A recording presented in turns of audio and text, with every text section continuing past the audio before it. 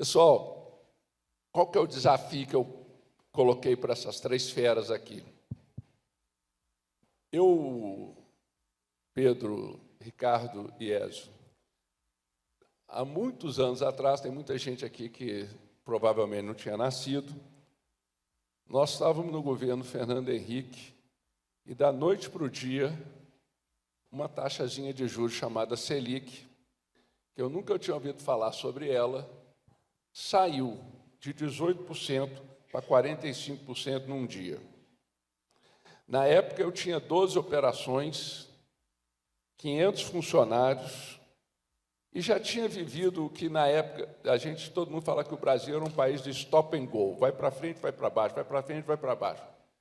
Mas, nesse momento, não entendendo o que era a taxa de juros e o impacto dela na economia, eu achei que era mais um momento de stop and go.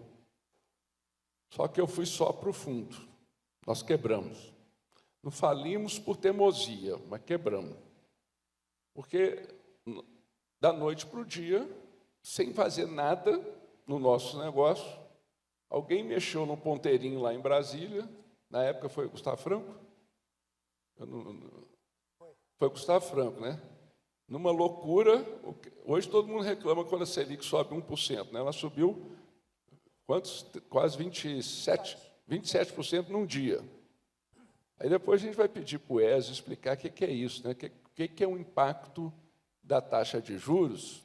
Eu acho que seria uma primeira pergunta aí, né? Porque nós estamos vivendo, parece pouco, quando eu falo de 45, mas taxa de juros de 15, 14, o negócio é pesado, né? Qual que é o impacto? E aí eu queria, depois que vocês dois, depois a gente ouviu o Ezio aqui, que é um bom tradutor da economia para o botequês, entender como é que lida com isso no negócio, né? Como é que faz um negócio ainda dar dinheiro? E mais, vocês dois são dois endinheirados, mas como é que um pobre sobrevive num ambiente desse? Se vocês tiverem alguma dica aí de como lidar com essa questão, aí, Ezio.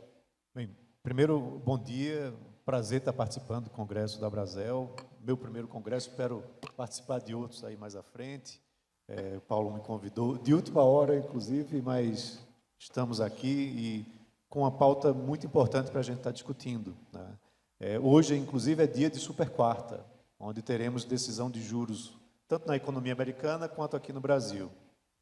Lá deve haver manutenção da taxa de juros, por conta de uma retomada de inflação. A inflação lá está o dobro da meta, está 4%, a meta de 2%. E aqui no Brasil, o mercado está apostando numa redução tímida, né, de 0,25 ponto percentual, para dizer que não reduziu, para não dizer que não reduziu, né? Porque aqui também estamos tendo um momento de retomada de inflação, principalmente a parte de alimentação, né, de alimentos e bebidas, onde pesa ainda mais no bolso do mais pobre. Então, a taxa de juros ela é utilizada como um remédio amargo, né, para se controlar a inflação. E ela vai justamente onde deve atingir, que é a movimentação da economia. Tanto a parte do crédito para o consumidor, né, que vai comprar um carro financiado, um apartamento financiado, eletrodomésticos, vai fazer um crediário, e esse custo do dinheiro fica mais caro por conta dessa taxa mais elevada. Então, para o consumidor, é um freio, né, e geralmente é um freio de arrumação, para que você possa controlar mais os preços e depois reduzir essa Selic. Para o empresário, né, e, em geral, impacta mais o micro e pequeno empreendedor do que a grande empresa, porque você tem fontes diferentes de crédito e o micro e pequeno empresário geralmente não tem as mesmas oportunidades que o grande empresário tem, né? Esse custo fica muito mais elevado, né? Porque você vai fazer o seu capital de giro, vai fazer a compra de uma máquina, vai fazer o investimento de uma reforma que você precisa fazer e o custo do dinheiro fica muito mais elevado. Então, quando esse custo sobe, a atividade econômica freia, né, por conta do custo de oportunidade, que a gente chama, né? O que é esse custo de oportunidade? A gente estava até conversando um pouco antes, né, Ricardo, sobre isso. Eu dei ontem um workshop lá em Recife para o pessoal do Lead Futuro, que são jovens empresários, sobre a montagem de um plano de negócios. Toda vez que você vai abrir um novo negócio, você precisa fazer um plano de negócios para saber se aquele negócio é viável e sob que circunstâncias ele é viável. E o custo de oportunidade tem que ser levado em consideração, que é justamente, se eu vou investir lá R$100 mil no botequim, esses R$100 mil, hoje, se eu colocar num título do Tesouro, eu posso estar recebendo IPCA mais 8%. Né? Ou se eu colocar num CDB que pague 100% do CDI, eu vou estar recebendo aí 14,5% ao ano sem fazer nada. Então, aquele botequim ele tem que pagar esses 14,5% mais alguma coisa em cima do investimento que você fez. Então, a decisão de investimento se torna mais difícil, né, e o empresário tem mais dificuldades para implantar um novo negócio e para gerir esse negócio depois, porque o capital de giro fica também ainda mais caro.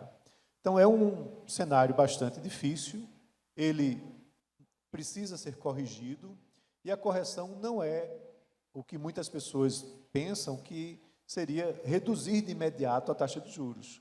A taxa de juros é elevada pelo Banco Central, não porque o Banco Central é um vilão de uma história, né? O Banco Central está tentando tratar um problema por trás disso, que é a inflação. Então, aí é onde você tem que ir tratar realmente do problema que está causando essa inflação. E ela vem de problemas internacionais, né, como o petróleo, que teve uma elevação muito forte, que impacta o preço dos combustíveis, isso é um fator, mas tem também um problema doméstico, quando você tem expansão fiscal muito forte na economia, ou seja, o governo gastando mais do que arrecada de forma recorrente. Isso termina sendo inflacionário. E aí, só para finalizar, eu digo sempre que a situação que vivemos é aquele cara que está dirigindo um carro e, ao mesmo tempo, está pisando no acelerador e pisando no freio, né? Ou seja, o Banco Central está pisando no freio e o governo está pisando no acelerador. Você não move, você não sai do lugar e o resultado é, no carro vai comer pastilha de freio, vai gastar combustível, e na economia você vai gerar inflação, você vai aumentar endividamento e não vai ter um crescimento sustentável. Então, esse é o cenário que a gente vive hoje, e a taxa de juros ela vai cair desde que você faça esse dever de casa. Pedro, juros, né? Está caro e você está expandindo, está investindo. Como é que os juros afetam a sua tomada de decisão e como é que você imagina aí, nós vamos terminar o ano que vem, com relação a juros e decisões associadas? Não, primeiro, obrigado pelo convite, é um prazer estar aqui com vocês. Eu queria fazer só um adendo à fala do Écio, que o Banco Central ele tem um desafio muito grande, né, nessa decisão de juros e controle da inflação, né, sempre medindo. Para mim, o principal problema talvez não seja o internacional, óbvio que o petróleo impacta muito, etc., mas é o exagero nos gastos do governo, né? Isso, cara, assim, enquanto não controlar isso, é difícil segurar os juros. Porém, a gente, né, está dando um remédio amargo para a inflação, só que a dose já extrapolou todos os limites, né? É o famoso, o remédio vai matar o paciente, né, pelo excesso de remédio. O Brasil não aguenta mais, né? E não é só o pequeno e médio empresário, o grande empresário também. Você vê o número de recuperações judiciais no Brasil batendo recordes e recordes e recordes, grandes empresas, negócios que até 2 anos atrás você considerava infalíveis, né, ou super protegidos em relação a isso. Cara, em recuperação judicial toda semana na capa dos jornais. Para mim é uma decisão simples. Esses juros não se sustenta. Precisa testar um juros mais baixo e daí, obviamente, ficar com o olho ali na inflação, mas precisa ser testado, né? Acho que a gente precisa, né, comprar essa pauta cada vez mais e ajudar. Porque impacta todo mundo, impacta também o consumidor. Sei que você fez outra pergunta, mas só entrando nesse assunto, o consumidor está muito endividado. Nunca teve um nível tão alto de endividamento das pessoas. Tem um dado que eu acompanho na minha própria empresa.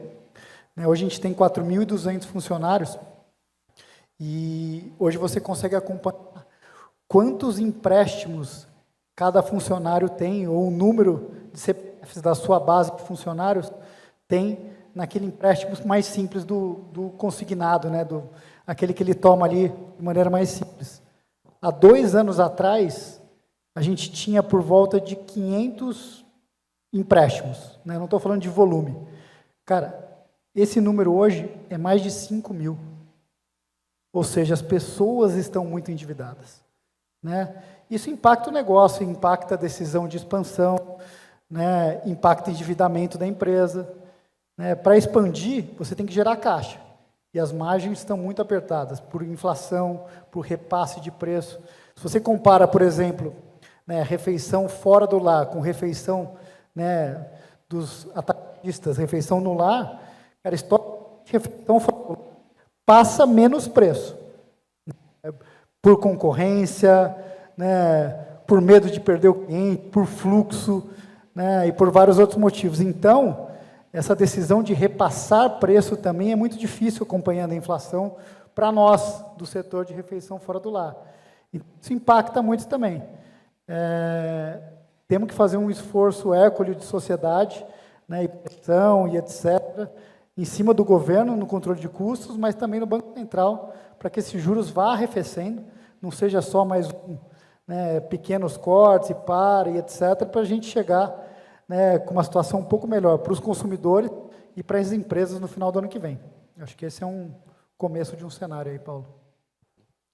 Ricardo, você tem operação no Brasil inteiro, lida com públicos diversos, de alta renda, baixa renda, e o Pedro falou aí agora, endividamento significa pouca renda disponível para consumo. Como é que você está vendo isso aí? E tenta esticar para o final do ano. O ano que vem, vai ser melhor ou pior do que está sendo?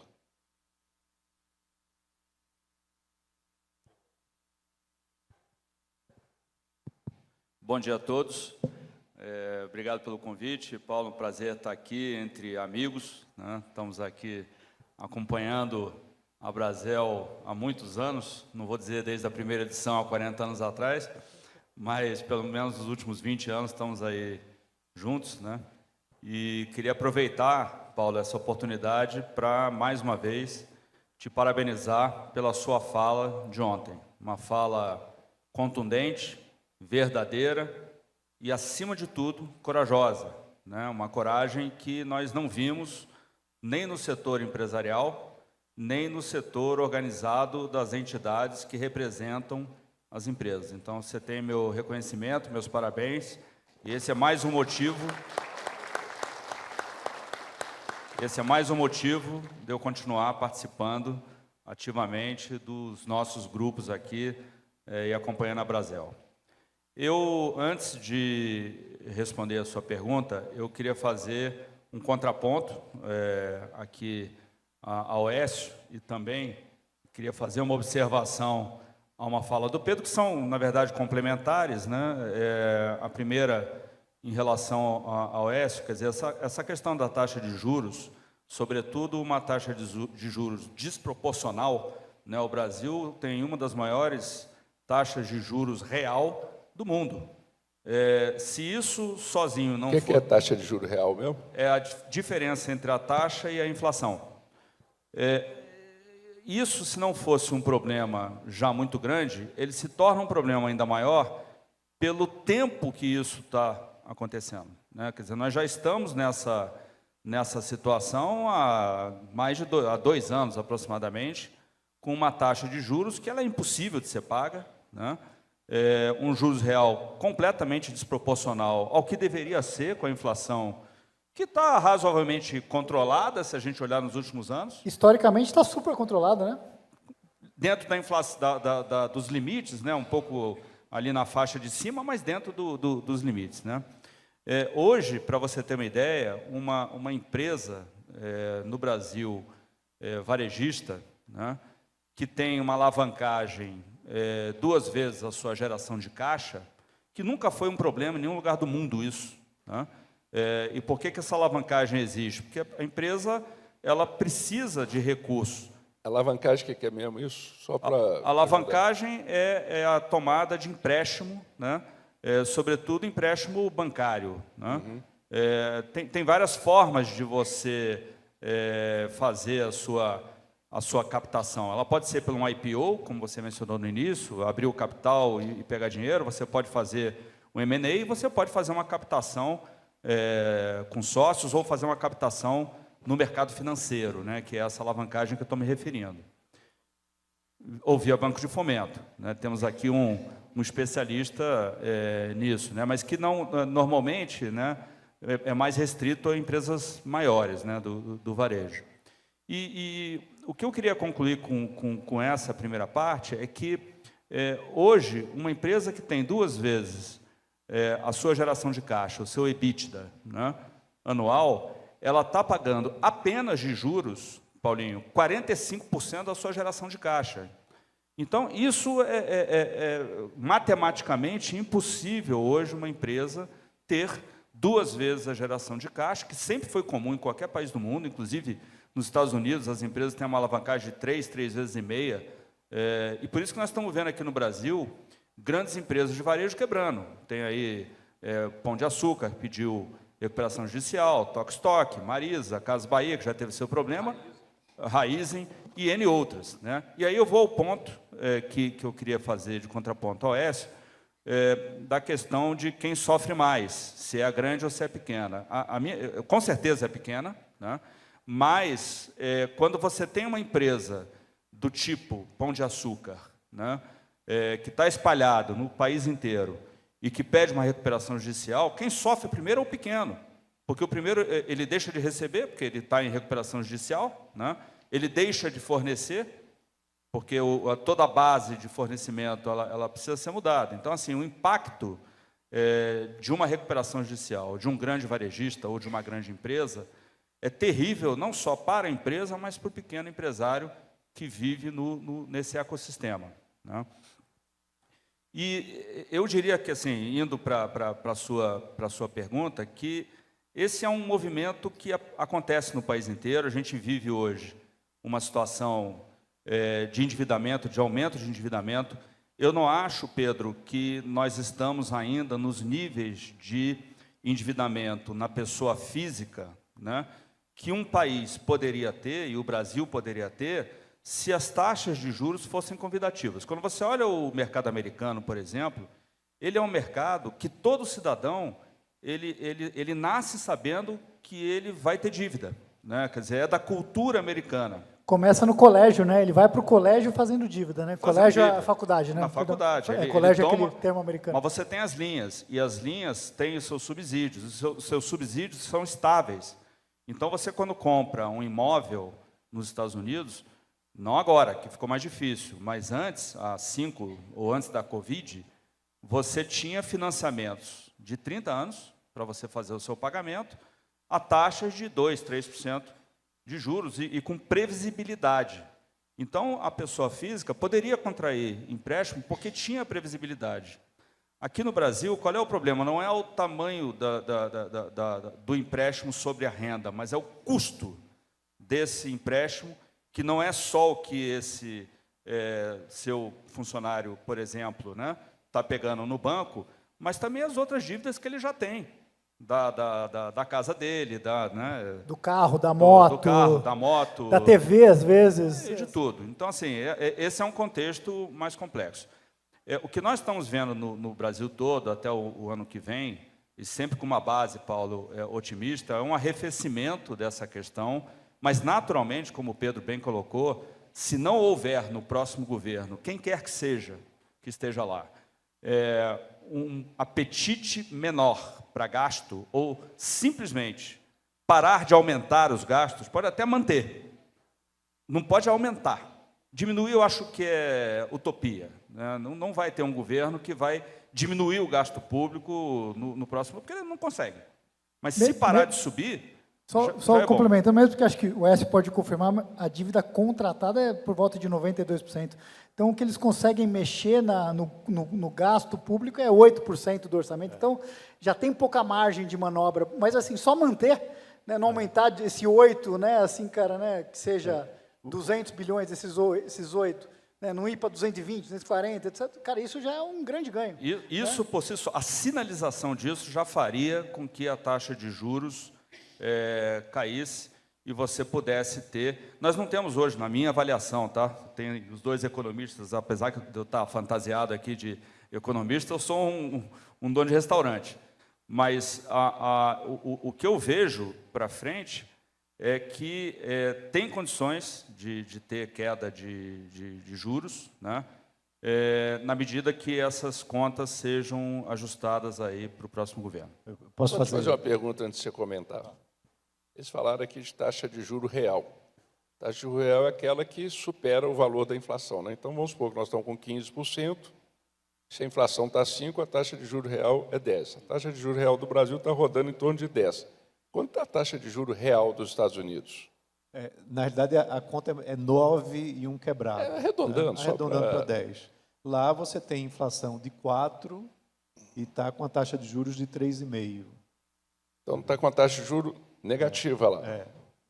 Bom, real.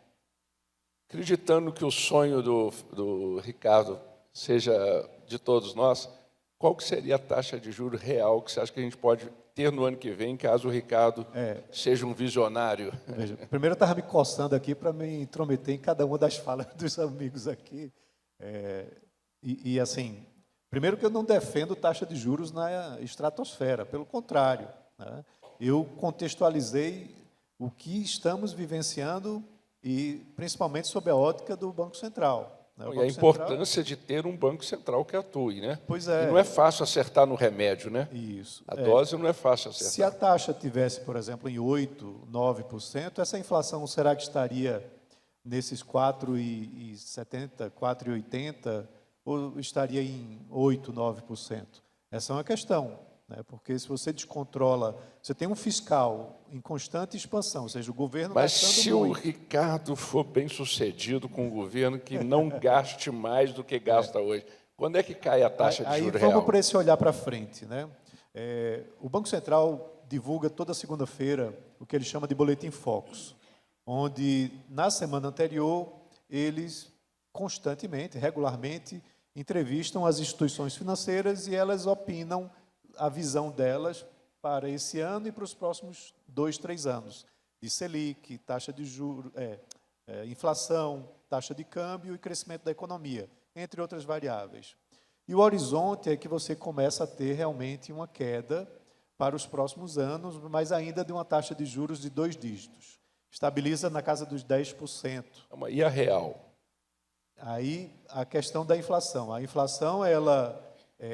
no início do ano, a expectativa era de uma inflação controlada, só que, ultimamente, nas últimas semanas, o mercado vem precificando a inflação cada vez mais alta, na casa dos 5% para esse ano, e nos próximos anos, 4% e alguma coisa. Então, a gente pode estar sonhando aí com 4% real, é isso?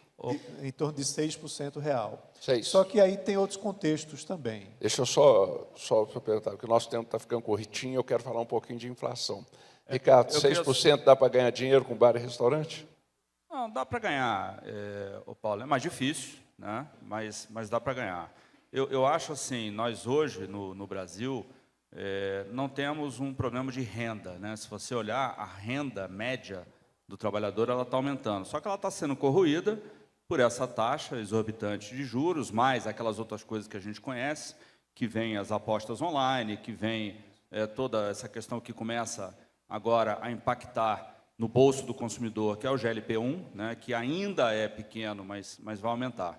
Mas eu acho que dá para ganhar dinheiro, a gente tem que ser mais criativo, a gente tem que trabalhar mais, a gente tem que estar mais no nosso ponto de venda, né, com essas dificuldades, naturalmente, quando você tem, por exemplo, uma situação em que você precisa, não vou nem falar de novo negócio, tá? Quando você precisa reformar o seu negócio, porque a reforma ela é muito importante, não apenas para a autoestima, né, do teu colaborador, como também para o impacto ao teu consumidor E você precisa de dinheiro para fazer isso, né?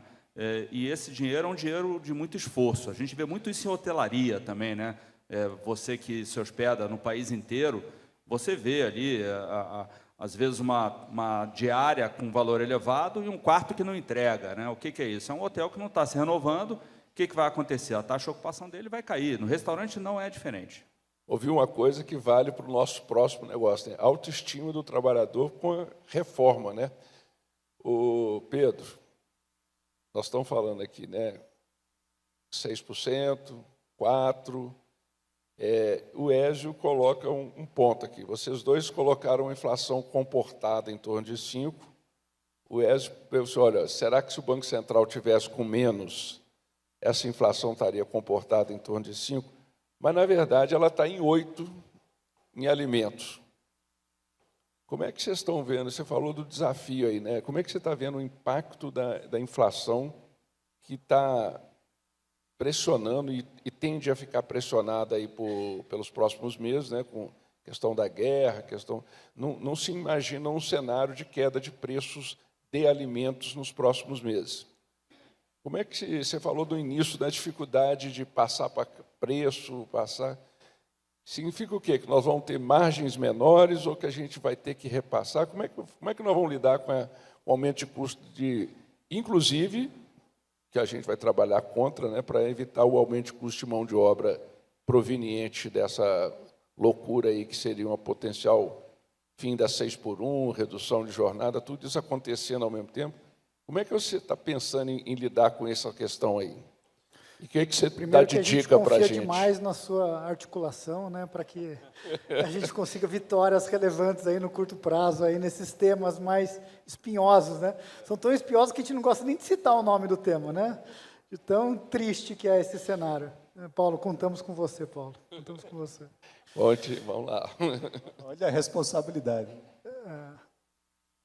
É difícil, é um cenário difícil no curto prazo, só que eu não acredito, né, numa visão mais otimista em relação à inflação, que teremos pressão na inflação mesmo com queda de juros. Eu acho que o consumo, né, pelo outro lado, que é má notícia para o setor, o consumo não está no limite, o consumo está um pouco devagar por alguns motivos para o nosso setor. Primeiro, o endividamento, que tira dinheiro do bolso da família. Segundo, são as bets, que tira muito dinheiro do bolso. E o terceiro, que obviamente é uma classe mais alta, não pega, né, ainda B-, C, mas com agora popularização de preços, que ele citou, o GLP-1, mais conhecido como os remédios de emagrecimento, né, Mounjaro, etc.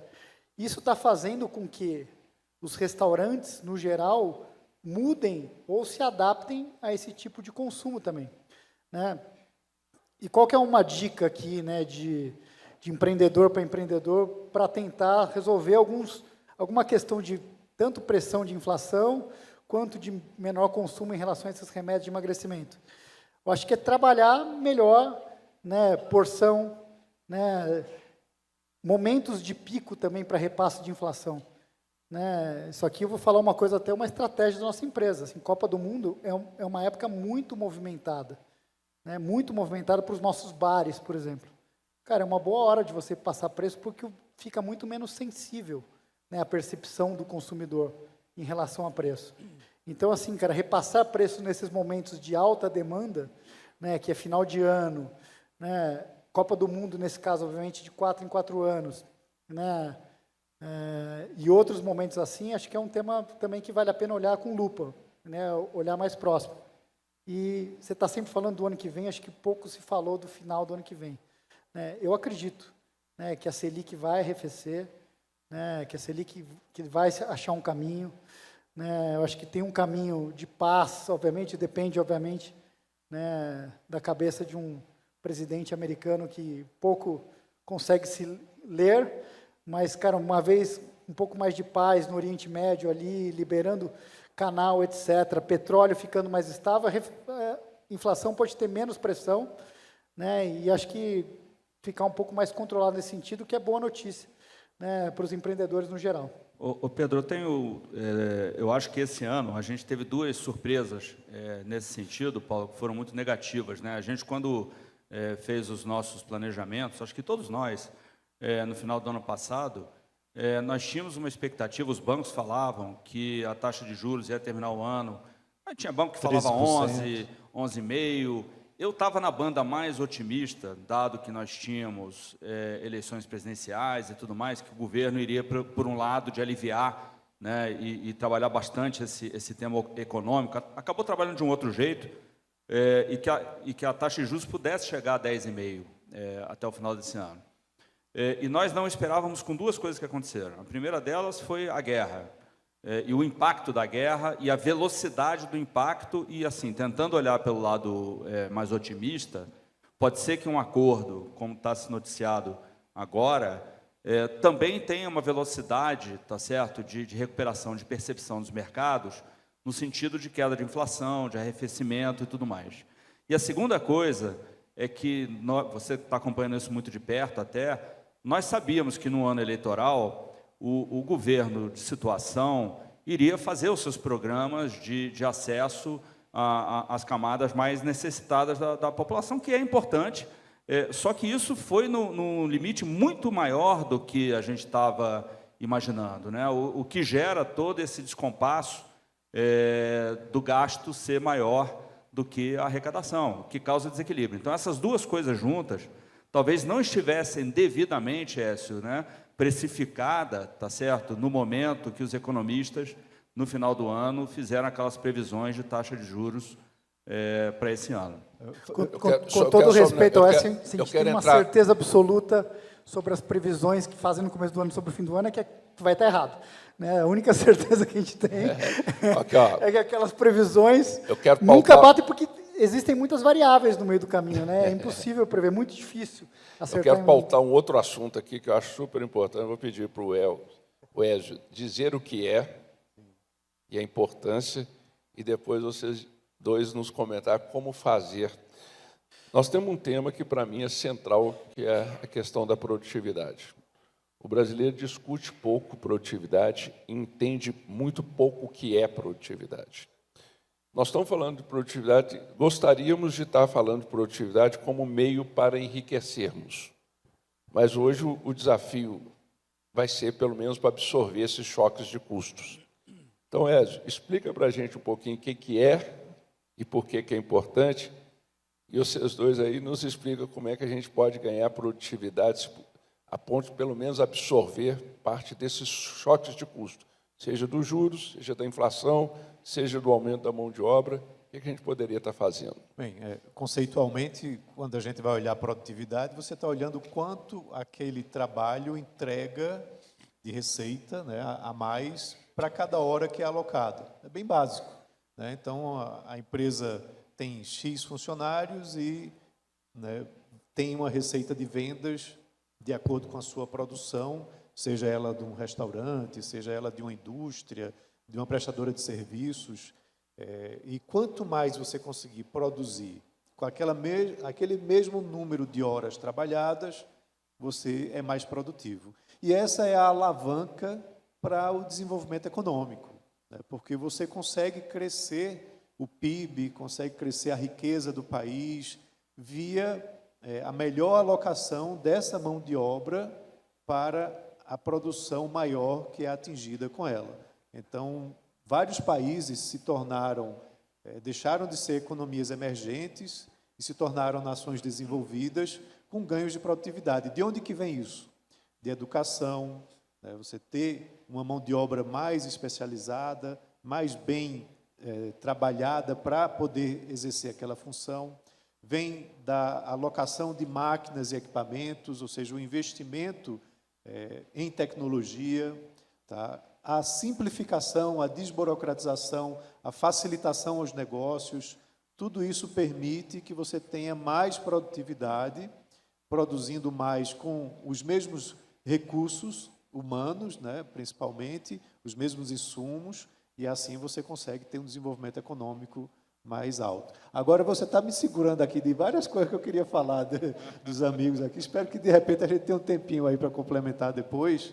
Mas é muito importante isso. E a gente vive, só para finalizar, uma estagnação da produtividade aqui no Brasil. Infelizmente, esse é o caso. A indústria, há décadas que não consegue ter ganhos de produtividade. O agro é uma exceção. O agro tem um crescimento de produtividade gigante nos últimos anos. E o setor de serviços teve ganhos pequenos, que é onde a gente se enquadra, né? Bares, restaurantes.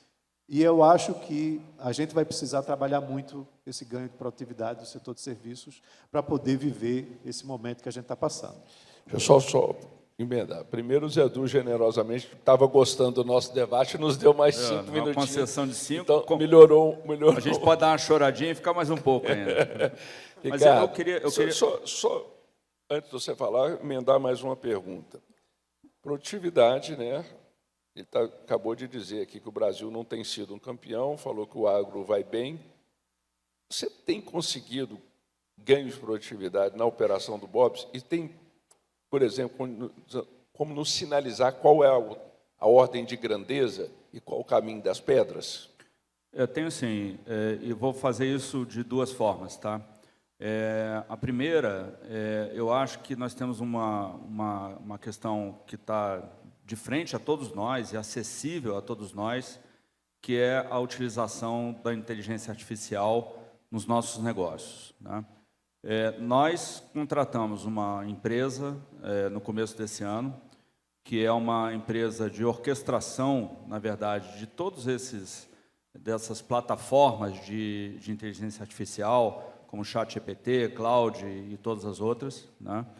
E nós fizemos, então, um treinamento em toda a nossa empresa, com 40 lideranças, e essas lideranças hoje estão capazes já de, através dessa plataforma, construírem os seus agentes de inteligência artificial.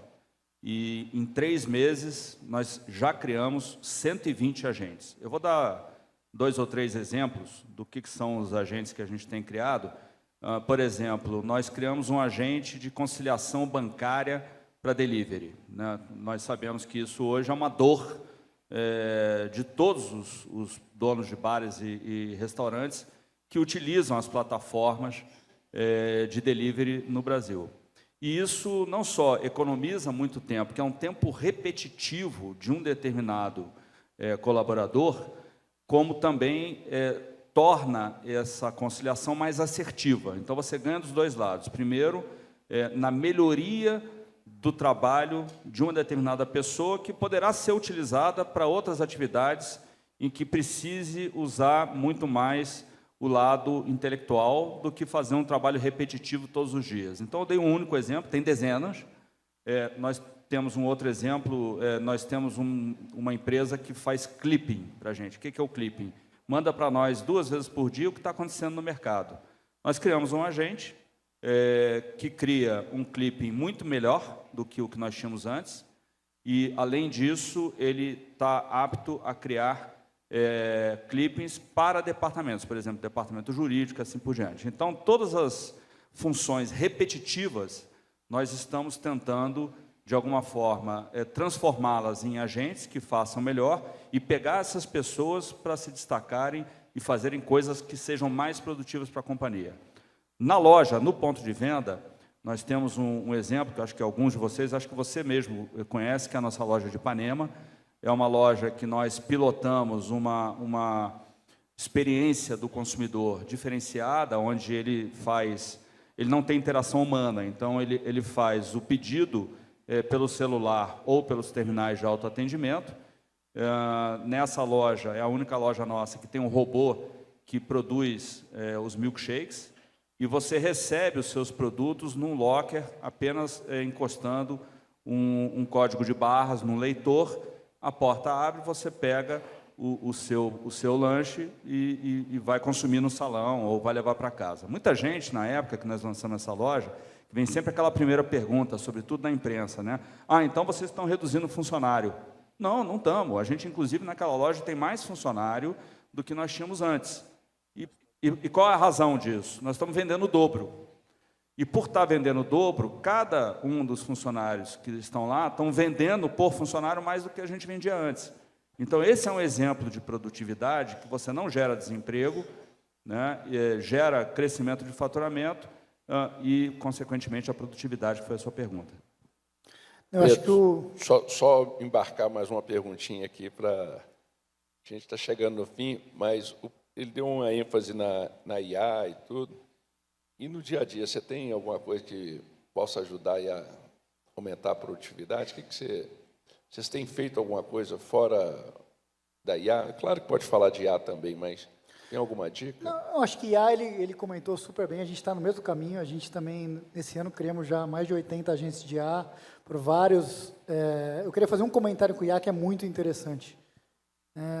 Atendimento via chat ou via Instagram, né, via reservas, eu te garanto que a IA, bem treinada, é muito mais hospitaleira que qualquer ser humano, porque ela não acorda com dor de cabeça, ela não acorda mal-humorada, ela não acorda num dia, né, que ela... Não paga juros. Não está endividada. Cara, assim, é impressionante, cara, como as pessoas estão interagindo com o atendimento e de uma maneira calorosa, de uma maneira amigável, sem perceber, e a gente está conseguindo muito resultado através de atendimento. É uma coisa que, obviamente, tem empresas que já estão nisso há bastante tempo, mas tem como fazer de uma maneira muito positiva. A gente se esforçou muito, eu acho que o Ricardo tem uma maturidade muito maior que eu em relação a isso, mas a gente, como tem várias lojas com vários modelos, a gente se esforçou muito no workforce management muito agressivo nos últimos 12 meses, né, principalmente nos últimos 6 meses. E o que é isso? Isso, menino. O que é isso? É o trabalho de escala de loja, é o trabalho de otimização dos funcionários, né, com mais horistas do que CLTs, né, é você realmente olhar com muito detalhe, com muita lupa, produtividade, hora trabalhada, né, tempo no salão, efetividade das praças, e a gente fez isso loja a loja, com muita assertividade, a gente conseguiu muito ganho de produtividade nisso. É uma dica também para quem tem, às vezes não está medindo a produtividade na hora de pico, na hora de menos pico, está contratando CLT, e o salão está cheio lá na segunda e na terça, que o movimento é menor, né, por causa de um sábado mais cheio, não precisa. Dá para trabalhar de maneira muito efetiva, né, a produtividade, né, com workforce management. Show de bola. Time is up. Pessoal, 3 feras, 3 queridos amigos, obrigado aqui pela presença.